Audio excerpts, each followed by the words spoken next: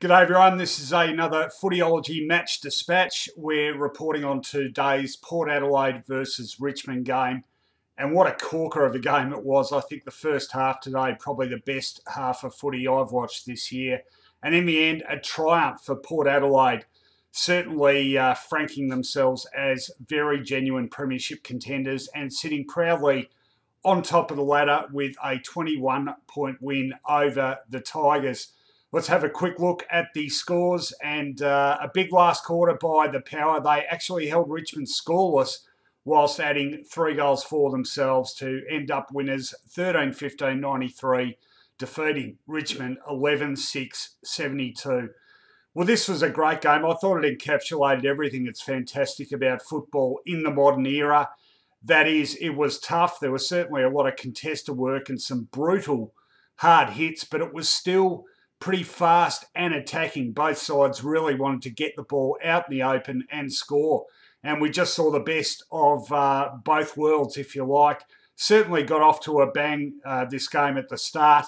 Connor Rosie, a late withdrawal for the Power, replaced by Cam Sutcliffe. But that didn't set them back on their heels. They got off to an absolute flyer. Ruckman Peter Adams, who I thought was outstanding today, starting things off with an amazing check side goal from a really, really tight angle up near the point post. And Port were on fire early. Another goal to Charlie Dixon, who was marking everything. A goal to Gray, a goal to Zach Butters, who was terrific as well. A couple of easy misses by Dixon. They could have been 6 goals up pretty early on, the Power.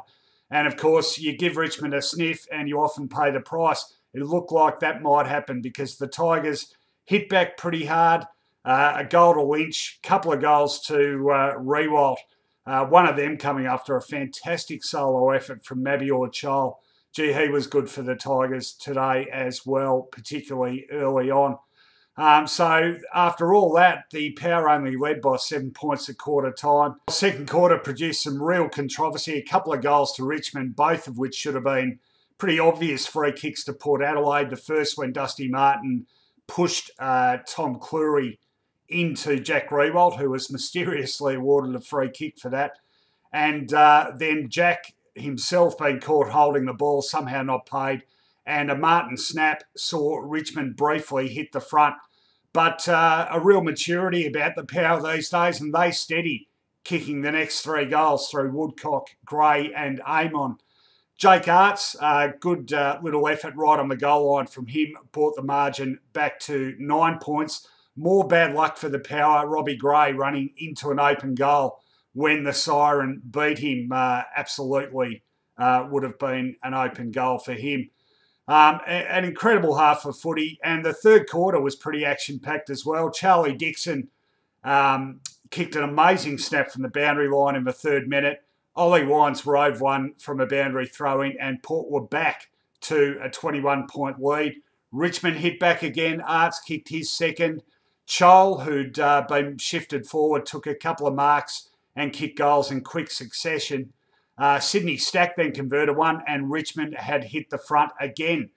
That was about the end of it for the Tigers, though. Some heavy rainfall in three-quarter time. Richmond's a great wet weather side, but Port not too shabby in that department either, and they were about to prove that because they absolutely dominated the last quarter. Right from the start, they had the first goal on the board within 20 seconds, won the opening centre bounce, and Gray ran into another open goal.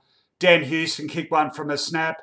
And then the critical moment of the game as far as Richmond's chances of winning were concerned, Martin pinged for a holding the ball decision, stupidly gave away a 50, and then Josh Caddy seemed to refuse to get out of the way as Tom Rockcliffe was taking that 50 metres, and it cost Richmond a second 50-metre penalty. Rockcliffe took his kick from the square.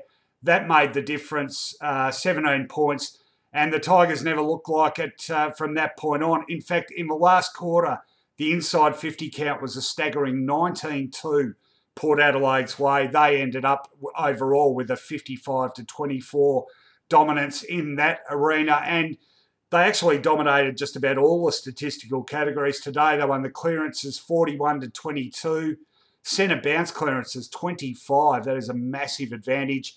They won the contested possession by 45, huge win there. 50 more uncontested possessions, marks inside 50, 12-5, and the tackles inside 50, their pressure was terrific, also 12-5. So you look at those numbers and think, why was this game ever in doubt? Well, Richmond just pretty efficient usually with the opportunities they get, but they were overwhelmed, particularly midfield today. Best player on the ground for me, Travis Boak, outstanding, 31 disposals, 8 clearances, really drove his team all day. Laddam's in the ruck, I've spoken about him. He is one of the league's rapidly emerging ruckmen. He's mobile, can kick a goal, kicked 2 of them today, and very competitive in the ruck. They've really found one there to go with an already pretty long list of talented kids. Ollie Wines, I thought, was great. 28 disposals for him, 11 tackles and 10 clearances. Gray, always dangerous around goal with 3 of them today. Better players, harder to find for the Tigers. I thought Martin was pretty good all day. Shai Bolton continues his terrific season. I thought he was very solid. The better players beyond that for Richmond tended to be in the defensive end of the ground. I thought Cam McIntosh had a pretty good game. Nick Voston and Jaden Short battled on pretty well as well. Up forward though, Jack Rewell kicked the 3 goals, but pretty well held otherwise. And Tom Lynch really wasn't a factor at all today. So the power shining in defence, as we've come to expect from them. Terrific defensive unit they have. Potent up forward and the midfield right on song through the agency, mainly of Boak and Wines. So Port Adelaide sitting proudly on top of the ladder. Richmond, a bit of a hiccup for them, but I don't think you'd read too much into that. I think the Tigers, once they start to get more of this missing personnel back, will hold their own.